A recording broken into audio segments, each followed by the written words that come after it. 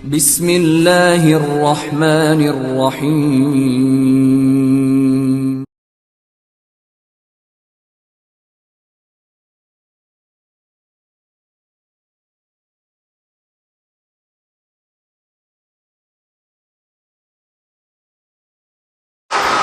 السلام علیکم ورحمۃ اللہ وبرکاتہ. وعلیکم السلام ورحمۃ اللہ.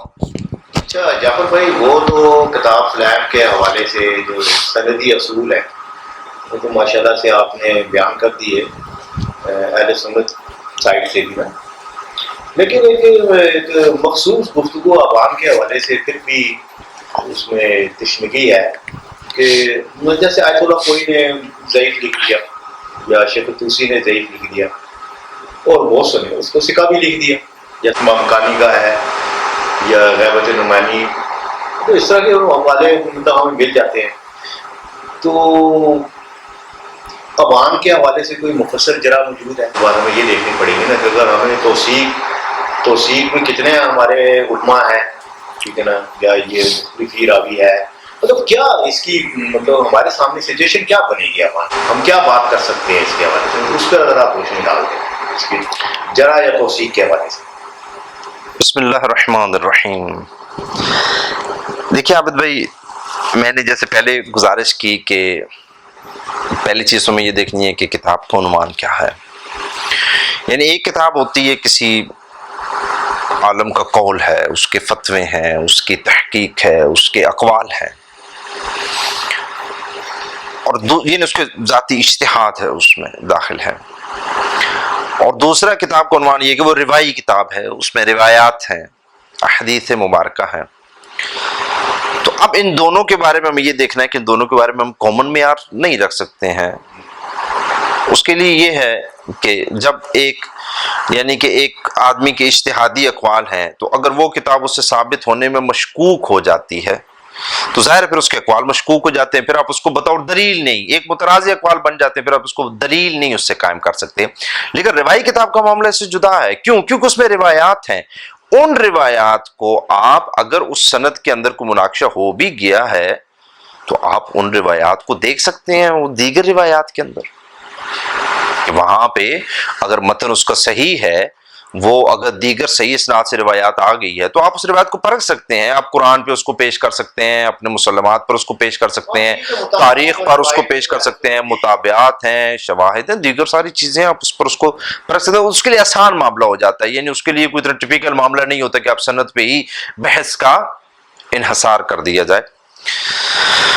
ابان ابن ابی عیاش کے بارے میں جب ہم جرح کی بات کرتے ہیں تو اس پر جرح جو کی ہے تو دو نام ہمیں واضح نظر آتے ہیں. جب ہم تشیع کی بات کرتے ہیں اسی کو سب کوٹ کرتے ہیں، پھر وہ نقل در نقل چلتے ہیں اور اس کے اوپر نظریات بنائے جاتے ہیں. تو اصل دو ہی حوالے ہیں. نمبر ایک کہ ابن غزائری نے اپنی کتاب میں ان کو ضعیف قرار دیا ہے، ابن غزائری نے جرح کی ہے.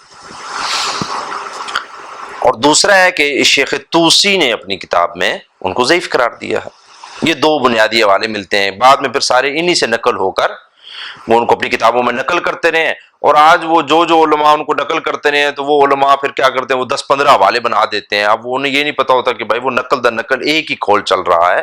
وہ اس میں کوئی بندہ صرف نقل کرتا ہے، اعتماد کرتا ہے، کوئی اعتماد نہیں کرتا ویسے ہی نقل کر دیتا ہے کہ کتاب میں بات آئی ہے تو اس کو نقل کر دیتا ہے اس حوالے کو. تو اسی میں پھر یہ حوالے سارے نقل ہوتے ہیں. اب ہم سب سے پہلے دیکھتے ہیں کہ ابن غزائری کی جو کتاب ہے کہ ان کی جو جرح آئی ہے تو اس جرح کے بارے میں ہم دیکھتے ہیں کہ وہ کس قسم کی جرح ہے اور اس کا کیا اثر پڑتا ہے راوی پر، یہ پڑھنا چاہیے یا نہیں پڑھنا چاہیے. ابن غزائری کے بارے میں آپ کو یہاں سے ایک بات بتاتا ہوں تاکہ ہم پہلے کچھ اس کا تعارف دیکھ لیں. یہ میرے سامنے کتاب ہے علم رجال، سید ذیشان حیدر جوادی صاحب کی کتاب ہے. علم رجال ان کی کتاب ہے، مستقل اسی عنوان پر کتاب ہے. تو اس کے اندر وہ ایک باب باندھتے ہیں مستقل طور پہ، یہی باب ہے ابن غزائری کے بارے میں. وہ لکھتے ہیں کتاب ابن الغزائری کی تلاش. یعنی پورا ایک باب انہیں باندھا رجال غدائری، ایک باب باندھا، اس میں ایک عنوان وہ قائم کرتے ہیں کتاب ابن الغدائری کی تلاش۔ وہ اس میں لکھتے ہیں صفحہ نمبر 45 پر کہ غدائری کا انتقال 15 صفر 1411 ہجری کو ہوا۔ غدائری کا انتقال 1411 ہجری کو ہوا، تو ظاہر ہے انہوں نے جو کتاب لکھی ہے وہ 1411 ہجری سے پہلے کی لکھی ہوئی کتاب ہے۔ پھر وہ لکھتے ہیں کتاب ابن الغدائری کی تلاش میں لکھتے ہیں کہ ابن الغدائری کی ایک تالیف کتاب الضعفاء کے نام سے ہے، یہ جس میں یہ جرح نقل ہوئی ہے، جس کا سب سے پہلے سراغ جمال الدین ابن طاؤس حلی نے لگایا تھا اور اسے اپنی کتاب میں نقل کیا، جس کی تالیف 644 ہجری میں ہوئی تھی۔ یعنی ابن الغدائری جن کی وفات ہے 411 ہجری، انہوں نے 411 ہجری سے پہلے کتاب لکھی۔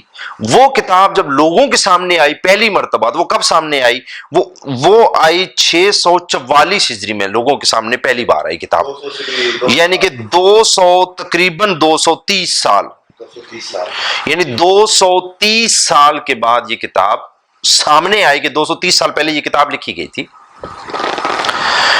وہ فرماتے ہیں کہ اصل کتاب کا دور دور تک پتہ نہیں ہے، اور ابن طاؤس کا بھی اس اپنی کتاب میں شامل کر لینا اس کے اعتبار اور استناد کی بنیاد پر نہیں تھا۔ یعنی ابن طاؤس نے یہ جو کتاب اپنے یہاں شامل کی ہے، وہ یہ نہیں کہ وہ کہہ رہے ہیں کہ بہت ہی معتبر کتاب ہے اور میرے پاس یہ بالکل متواتر سندوں سے پہنچ گئی ہے، نہیں، بلکہ ان کا منشا یہ تھا کہ سارا مواد جمع کر دیا جائے تاکہ جب اس کے بارے میں یہ کتاب کے بارے میں کوئی تحقیق کی جائے تو اس کا ایک حوالہ موجود ہوگی۔ چونکہ ان کی نظر میں ایک کتاب چیز آ گئی سامنے، ایک چیز آ گئی، تو انہوں نے اس کتاب کو اپنی کتاب کا حصہ بنا دیا تاکہ یہ مواد آگے لوگوں تک پہنچ جائے، پھر وہ تحقیق کرتے رہیں گے، یہ ضائع نہ ہو جائے کہ میری نظر میں ایک چیز آ گئی ہے۔ اب یہ فرماتے ہیں اس طرح سعید ابن طاؤس تک تو کتاب کا سلسلہ مستند طریقے سے مل گیا، یعنی سعید ابن طاؤس تک ہمیں پتا ہے کہ یہ کتاب غزائری کو جو ہے نا یہ نقل ہوئی ہے، سعید ابن طاؤس نے نقل کی ہے 644 ہجری میں، یہاں تک تو ہمیں سلسلہ سند مل گیا کیونکہ ابن طاؤس کی کتاب تو ہمارے ثابت ہے تواتر کے ساتھ۔ لیکن خود سعید ابن طاؤس نے اس کتاب کو کہاں سے حاصل کیا اور ان کا مدرک اور ماخذ کیا تھا، اس کا اشارہ نہ سید نے دیا ہے نہ دوسرے حضرات نے اس کے بارے میں کوئی تحقیق کی ہے۔ یعنی وہ کہتے ہیں کہ غزائری کے درمیان کی کڑی اب تک نامعلوم ہے اور اب اس کے دریافت ہونے کا بظاہر کوئی امکان بھی نہیں ہے۔ یعنی یہ جو سعید ابن طاؤس ہیں ان کے درمیان اور ابن غزائری کے درمیان کتاب کے درمیان جو 230 سال کا فاصلہ ہے، وہ کہتے ہیں یہ فاصلہ آج تک سمجھ ہی نہیں آیا کہ انہوں نے یہ کتاب لی کہاں سے۔ 230 سال یہ کتاب کس طرح نقل ہوتی رہی، کہاں پڑھی رہی، کس شخص کے پاس تھی، یا نسل در نسل نقل ہوتی رہی یا کسی لائبریری میں تھی، انہوں نے کچھ بھی نہیں بتایا۔ اب اگر ہم روائی بحث کریں گے تو 230 سال کا مطلب ہوتا ہے کہ کم از کم بھی بیچ میں یعنی کہ 5 سے 6 راوی آ جاتے ہیں، اس میں کچھ راوی معلوم ہی نہیں ہے وہ کتاب کہاں تھی، کیسے ان کے ہاتھ لگی، یا کہیں لائبریری میں وہ رکھ گئے تھے وہاں سے نہیں ملی، کچھ بھی پتہ نہیں ہے۔ تو پہلی چیز تو یہ ہو گئی کہ یہ کتاب جو ہمارے سامنے آئی پہلی بار، وہاں سے لے کر ابن الغزائری تک اس کا کوئی سلسلہ سند معلوم نہیں ہے۔ اور چونکہ ابن الغزائری کی میں نے پہلے کہا کہ روایات کی کتاب نہیں ہے، روایات کی ہوتی تو ہم کہتے کہ ٹھیک ہے ہمیں اس کا سلسلہ سند نہیں ملا، مندرجات کو دیکھ لیتے ہیں، اس کے مندرجات کو ہم قرآن پہ پیش کرتے ہیں، تاریخ پہ پیش کرتے ہیں، دیگر حدیث پہ پیش کرتے ہیں، مسلمات پہ پیش کرتے ہیں، عقل پہ پیش کرتے ہیں، کچھ لیں گے کچھ نہیں لیں گے، پھر ایک الگ بحث تھی۔ لیکن یہ تو ابن الغزائری کے اپنے اقوال ہیں، اگر کتاب کی 230 سال کا سلسلہ سند نہیں ہے تو اب یقین کیسے ہو کہ ابن الغزائری کا ہی وہ لکھا ہوا نسخہ تھا، ان کا ہی وہ کلام تھا؟ تو ایک یعنی یہاں سے اشکال سامنے آ گیا۔ اب وہ لکھتے ہیں کتاب الضعفاء کی حیثیت، اب وہ حیثیت کے بارے میں لکھتے ہیں صفحہ نمبر 47 پر ذیشان دجوادی صاحب مفصل بحث کرتے ہیں کہ اب اس کتاب کے بارے میں کیا کہا جائے۔ وہ کہتے ہیں اس کے بارے میں 4 طرح کے نظریات پائے جاتے ہیں تشیع میں۔ نمبر 1 وہ کہتے ہیں صاحب کتاب الذریہ آقا بزرگ طہرانی نے اسے کسی دشمن اہل بیت کی تالیف قرار دیا ہے۔ انہوں نے کہا کہ یہ کتاب ہے نا یہ پکے کسی دشمن اہل بیت نے لکھی ہے، اور فرمایا کہ اس کتاب کا شیخ غزائری سے کوئی تعلق نہیں ہے، کہ یہ منسوب کی گئی ہے، یہ ان کی کتاب ہے ہی نہیں اصلاً۔ اس میں تمام علماء شیعہ اور روات اہل بیت پر بے دھڑک تبصرہ کیا گیا ہے اور سب کو غیر معتبر قرار دے دیا گیا۔ بڑے بڑے جو سکہ چلیلو کہتے لوگ تھے، کہا یہ سارے غیر سکہ ہو گئے ہیں، جو اس بات کی علامت ہے کہ کسی دشمن اہل بیت نے اسے موصوف کے نام سے منسوب کر دیا اور شیخ کا اس سے کوئی تعلق نہیں ہے۔ پہلا نظریہ یہ ہو گیا کہ یہ کتاب ہے ہی نہیں ابن غزالی کی، ہو ہی نہیں سکتی، اس کا متن بھی اس کی گواہی نہیں دیتا ہے، اور نیچے پھر وہ اس کو شواہد بھی نقل کرتے ہیں۔ یہ پہلا نظریہ ہو گیا، اس کے شواہد وہ لکھتے ہیں۔ نمبر 2 وہ کہتے ہیں لیکن دوسری رائے یہ بھی ہے کہ کچھ لوگ کہتے ہیں کہ نہیں یہ کتاب تو قطعی طور پر ثابت ہے، ان کا اپنا نظریہ ہے، لیکن سوال ہے کہ وہ جو کہتے ہیں قطعی طور پر ثابت ہے ان کے پاس دلیل کیا ہے؟ کیا ان کے پاس یہ جو 230 سال کا گیپ ہے کیا وہ اس کو فل کر رہے ہیں؟ وہ اس کو فل نہیں کر رہے ہیں۔ لہٰذا بات تو دلیل کی ہوگی، جب اختلاف ہو جائے گا، جب آپ کے فقہا کی ایک جماعت یہاں کھڑی ہے ایک یہاں کھڑی ہے، اختلاف ہو گیا تو پھر دیکھا تو یہ جائے گا نا دلیل کس کی وزنی ہے، پھر تو دلیل پہ بات کھڑی ہو جائے گی۔ تیسرا وہ یہ کہتے ہیں کہ اس کے بارے میں یہ ایک قول ہے کہ وہ کہتے ہیں کہ بھائی اس کتاب پر تو اعتماد کرنا ہی نہیں چاہیے، ہے نہیں ہے، وہ اس کی بات نہیں کرتے، وہ کہتے ہیں کتاب پر ہی اعتماد نہیں کرنا، یہ کوئی قابل اعتماد کتاب نہیں ہے۔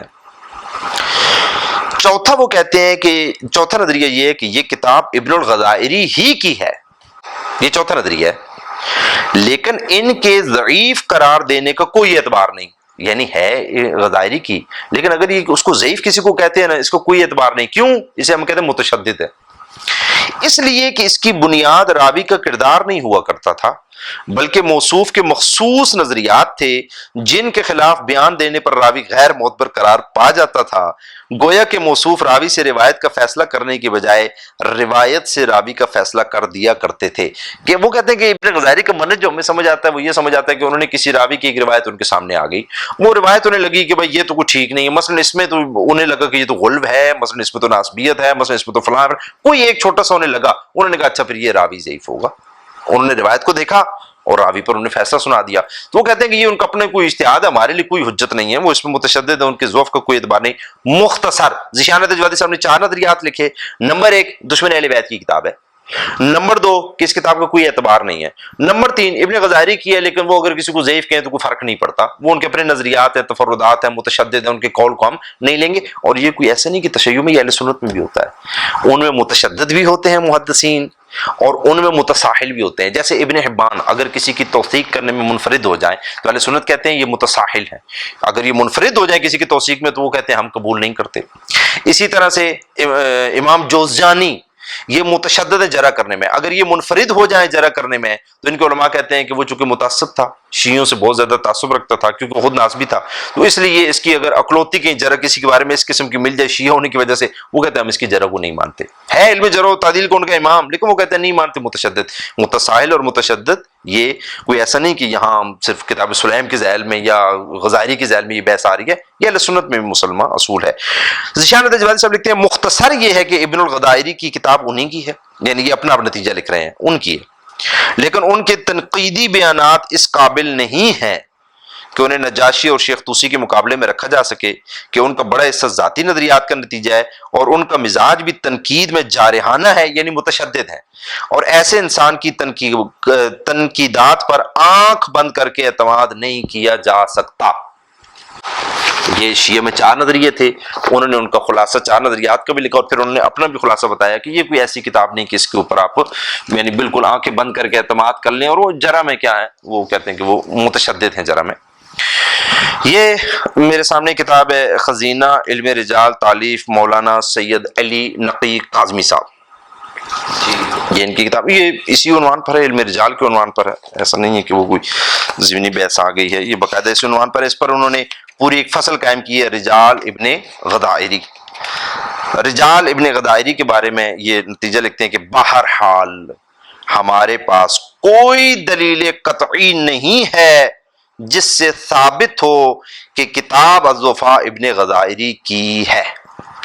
وہ کہتے ہیں یہ دلیل ہمارے پاس کوئی نہیں کہ ابن غدائری کی یہ کتاب ہے، اس پر ہمارے پاس کوئی دلیل نہیں ہے، یعنی یہ کتاب ہی اس کی نسبت ہی ابن غدائری سے مشکوک ہے۔ پھر میں آپ کو ایک کتاب دکھاتا ہوں، علوم حدیث کا تعارف، علی نصیری صاحب کی کتاب ہے۔ یہ کتابیں اسی عنوان پر باقاعدہ لکھی ہوئی ہیں، علم جرح و تعدیل پر ہی یہ کتابیں لکھی ہوئی ہیں۔ یہ باقاعدہ یعنی یہ جو لکھ رہے ہیں وہ اس فیلڈ کے ماہر ہیں، وہ ان مباحثات کو سمجھتے ہیں، یہ ایسا نہیں ہے کہ کسی ایسے بندے کا قول ہے جو اس فیلڈ کو سمجھتا نہیں ہے، بلکہ یہ انہی کا ہے۔ اس میں وہ ایک ہیڈنگ مانتے ہیں صفحہ نمبر 220 پر، نمبر 7 رجال ابن غدائری۔ رجال ابن غدائری کے بارے میں وہ بحث کرتے ہیں کس کی کتاب ہے اور فلاں۔ وہ کہتے ہیں کہ کہا جاتا ہے کہ مؤلف نے اس کتاب میں راویوں کی تضعیف میں بہت افراد سے کام لیا ہے، یعنی ہمارے علماء کا قول ہے کہ وہ بہت افراد بہت بڑے متشدد تھے، یعنی بہت بڑھ جاتے تھے، اور بہت کم راویوں کی توثیق کی ہے۔ چنانچہ سید داماد اس کے متعلق کہتے ہیں اسماء المقال میں، بہت ہی کم راوی ایسے ہیں جو ابن غدائری کی جرح سے محفوظ رہے ہوں، اور بہت کم ثقہ ایسے ہیں جو ان کی قد سے بچ گئے ہوں۔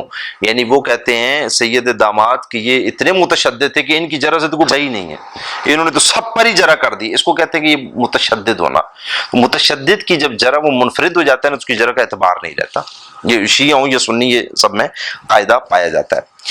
اس کے بعد علم جرح و تعدیل میں کتاب لکھی ہے آیت اللہ العظمیٰ سید ابو القاسم الخوئی۔ وہ اپنی کتاب معجم رجال الحدیث کی جلد اول میں لکھتے ہیں، جب کتابوں کا وہ تعارف کرواتے ہیں، وہ کہتے ہیں کہ رجال ابن غدائری، اس کی نسبت ابن غدائری سے ثابت نہیں ہے، اس کتاب پر اعتماد نہیں کیا جا سکتا۔ اور اسی طرح ابراہیم بن عمر الیمانی کے ذیل میں وہ لکھتے ہیں کہ اس کتاب پر اعتماد نہیں کیا جا سکتا، یہ کتاب ثابت نہیں ہے۔ اور اس کتاب کے اگر کسی کے پاس یہ معجم رجال الحدیث نہیں ہے اور اس کو کوئی خلاصہ ہے، جیسے المفید ان کے خلاصہ سید شیخ جواہری صاحب نے لکھا ہے، تو وہ اس میں المفید کے اندر یہ بات لے کر آئے ہیں، جہاں انہوں نے ابراہیم بن عمر الیمانی کا ذکر کیا ہے، تو وہاں انہوں نے لکھا ہے کہ یہ فرماتے ہیں کہ یہ کتاب منسوب ہے جو ابن غزائری سے، یہ بالکل ثابت نہیں ہے اور اس کا کوئی اعتبار نہیں ہے۔ اس کے علاوہ آیت اللہ العظمیٰ محمد باقر الایروانی، انہوں نے ایک کتاب لکھی ہے دروس تمہیدیہ فی القواعد الرجالیہ، یعنی اسی علم رجال کے اسی عنوان پر۔ یہ وہ ہیں جو متخصصین ہیں، یہ اس علم کو جانتے ہیں، اس فیلڈ کے ماہر ہیں، یہ ان کے اقوال نقل کیے جا رہے ہیں۔ یہ کوئی ایسے علماء نہیں ہیں کہ بس صرف حوالہ جات نقل کرنے کے لیے، اس کی تعداد بڑھانے کے لیے، بلکہ انہوں نے مستقل اس پر کام کیے ہیں۔ وہ لکھتے ہیں اپنی کتاب کے صفحہ نمبر 332 اور 333 پر رجال ابن غزائری کے بارے میں کہ یہ جو ہیں، یہ بہت زیادہ جو جرح کرتے ہیں لوگوں میں، اس میں بہت ہی زیادہ یہ متشدد ہیں، ان کی جرح سے کوئی آدمی بچتا ہی نہیں ہے۔ اور اگلی بات یہ وہ لکھتے ہیں کہ اصلاً تو یہ کتاب ثابت ہی نہیں ہے، یعنی وہ لکھتے ہیں ایک تو کتاب ثابت نہیں ہے، دوسرا اس کے مندرجات کو دیکھ کر کہتے ہیں کہ یہ تو بہت ہی متشدد آدمی ہے۔ تو لہٰذا متشدد آدمی جب جرح میں منفرد ہو جاتا ہے تو اس کی جرح کا کوئی اعتماد نہیں ہوتا ہے۔ اس طرح آیت اللہ العظمیٰ سید سعید الحکیم طباطبائی، یہ اپنی کتاب مصباح المنہاج میں جلد اول کتاب الطہارت کے اندر لکھتے ہیں، صفحہ نمبر 474 ہے اس کا، وہ کہتے ہیں کہ ابن الغدائری جب کوئی جرح کرتے ہیں تو وہ کہتے ہیں اس پر اعتماد نہیں کیا جا سکتا، اس لیے کہ ہم جانتے ہیں کہ وہ اس بات میں معروف تھے کہ وہ بہت جلدی کسی پر طعن کر دیتے تھے اور وہ شبہ کا شکار رہتے تھے، یعنی انہیں چھوٹا سا کوئی شبہ ہوا انہوں نے کسی پر جرح کر دی، تو اس لیے وہ کہتے ہیں کہ ان کی جرح کا کوئی اعتماد نہیں ہوتا، اگر یہ کسی پر جرح کر دیں تو یہ کوئی ایسی بات نہیں ہے کہ اس جرح کو اتنا زیادہ یعنی کہ مضبوط مانا جائے۔ اچھا، اب یہ ابن غزائری کے بارے میں دیکھیں، میں نے ایک تو ہم نے بتا دیا کہ ایک تو کتاب کی نسبت ان سے ثابت نہیں ہوتی، دوسرا علماء نے کہا کہ وہ متشدد ہیں جرح میں۔ یہ اہل سنت میں بھی ہوتا ہے، یہ کوئی شیعوں میں کوئی ایسا قانون نہیں ہے۔ کیا اہل سنت میں اگر کسی ایک راوی پر ایک محدث کو جرح کر دیتا ہے تو کیا وہ باقی ساری اب توثیقات کو اور باقی سارے دلائل کو، اجتہادات کو، ان کے شواہد کو، سب کچھ اب چھوڑ دیتے ہیں، کہتے ہیں نہیں ایک محدث نے جرح کر دی، وہ بھی نہیں لیتے؟ وہ ایک راوی ہوتا ہے، ایون 10 محدثین نے جرح کی ہوتی ہے۔ آپ حافظ زبیر علی زئی صاحب کے مقالات کو پڑھیں، انہوں نے راویوں کی توثیقات بیان کی ہیں، مختلف انہوں نے باب باندھے، فلاں کی توثیق فلاں، انہوں نے اس میں جب جرح کے اقوال نقل کیے ہیں تو 10 محدثین کا قول لکھا، لیکن 10 محدثین اس کو ضعیف کہا ہوا ہے۔ پھر آخر نتیجہ وہ کیا لکھ رہے ہیں؟ وہ کہہ رہے ہیں یہ حسن الحدیث ہے۔ تو بھائی جب 10 محدثین نے جرح کیا تو حسن الحدیث کیسے ہو گیا؟ اس لیے کہ دیگر نے اس کی توثیق کی ہوئی ہے، ان کے پاس دلائل زیادہ مضبوط ہیں۔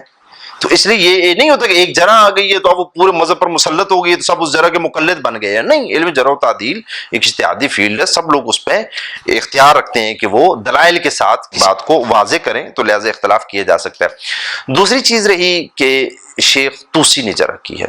شیخ طوسی نے کیا جرح کی ہے؟ انہوں نے کہا ہے کہ یہ ضعیف راوی ہے، یہ شیخ طوسی کی جرح کی یہ ضعیف راوی ہے۔ یہ دیکھیے میرے سامنے کتاب ہے علوم حدیث کا تعارف، علی نصیری صاحب کی کتاب ہے۔ وہ ایک جگہ لکھتے ہیں صفحہ نمبر 206 پر، وہ لکھتے ہیں جرح پر دلالت کرنے والے الفاظ، یعنی جب آپ کسی پہ جرح کرتے ہیں تو کون کون سے لفظ ہم یوز کرتے ہیں اس کے لیے، وہ کہتے ہیں نمبر 1 جرح کے کچھ الفاظ ایسے ہیں جن کے ذریعے راوی کی اخلاقی کمزوریوں کو ظاہر کیا جاتا ہے اور اس کی عدالت کی نفی کی جاتی ہے اور اس کے فسق اور کذب بیانی کی نسبت دی جاتی ہے۔ ایسے مواقع پر عام طور سے یہ الفاظ استعمال ہوتے ہیں، یعنی جب اخلاقی کمزوری کسی میں آ جائے، اس کے کردار میں کوئی کمزوری آ جائے، اس کی عدالت کی نفی کرنی ہو تو کون سے لفظ یوز کیے جاتے ہیں؟ اس کے بارے میں کہا جاتا ہے کہ یہ فاسق تھا، شراب پینے والا تھا، کذاب تھا، حدیث کرنے والا تھا، بہت جھوٹی حدیثیں بیان کرتا تھا۔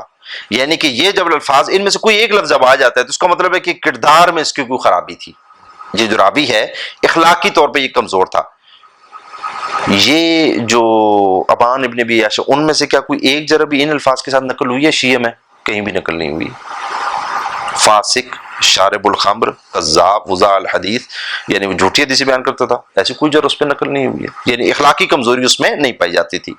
بعض اوقات سلبی صورت میں راوی پر جرح کی جاتی ہے اور عام طور سے یہ الفاظ استعمال کیے جاتے ہیں کہ وہ عادل نہیں ہے، یعنی ایک یہ لفظ لکھا جاتا ہے، یا لکھا جاتا ہے وہ سچا نہیں ہے۔ اس طرح کے الفاظ کے ذریعے راوی سے عدالت اور ثقافت کی نفی کی جاتی ہے، یعنی یا کہا جائے گا وہ سچا نہیں ہے، یہ جھوٹا ہو گیا، یا کہا جائے گا وہ عادل نہیں ہے، یعنی کہ وہ ثقہ آدمی نہیں، قابل اعتماد نہیں، قابل بھروسہ نہیں۔ کیا یہ جرح ابان پر آئی ہے؟ نہیں، یہ جرح بھی نہیں آئی ہے۔ یعنی شیخ طوسی نے کیا کہا ہے؟ ضعیف، بس ضعیف کہا ہے نا، ابھی تک یہ ضعیف کی بات نہیں آ رہی ہے، ابھی یہ جو اقوال ہیں ان میں سے کوئی جرح شیخ طوسی نے نہیں کی ہے۔ آگے وہ لکھتے ہیں جرح کے کچھ الفاظ ایسے ہیں جن سے راوی کا فاسد العقیدہ ہونا ظاہر ہوتا ہے اور یہ بتایا جاتا ہے کہ وہ شیعہ اثنا عشری مذہب سے تعلق نہیں رکھتا تھا۔ اس کے لیے عام طور پر یہ الفاظ استعمال کیے جاتے ہیں کہ یہ غالی تھا، ناسبی تھا، فاسد العقیدہ تھا۔ کیا یہ جرح ہے ابان پر؟ یہ بھی جرح نہیں ہے۔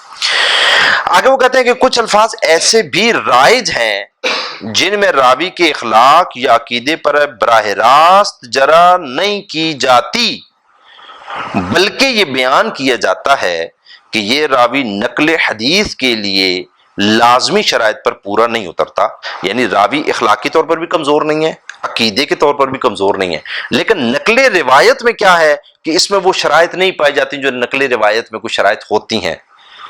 مثلا اس جرح کے لیے کیا کرتے ہیں؟ مثلا متقدمین لفظ ضعیف کا اطلاق ایسے راویوں پر کیا کرتے تھے جن کا حافظہ کمزور یا خراب ہوتا تھا۔ یعنی متقدمین جب کسی کو کہہ رہے ہیں کہ یہ ضعیف ہے تو مطلب کیا ہے؟ کردار خراب ہے؟ نہیں، اخلاقی طور پر اس پہ کوئی کمزوری یا نہیں، اس کے عقیدے کا کوئی مسئلہ ہے نہیں، پھر وہ ضعیف کیوں ہے؟ کہا اس لیے کہ اس کے تھوڑا حافظے کا مسئلہ تھا، حافظہ اس کا کمزور تھا۔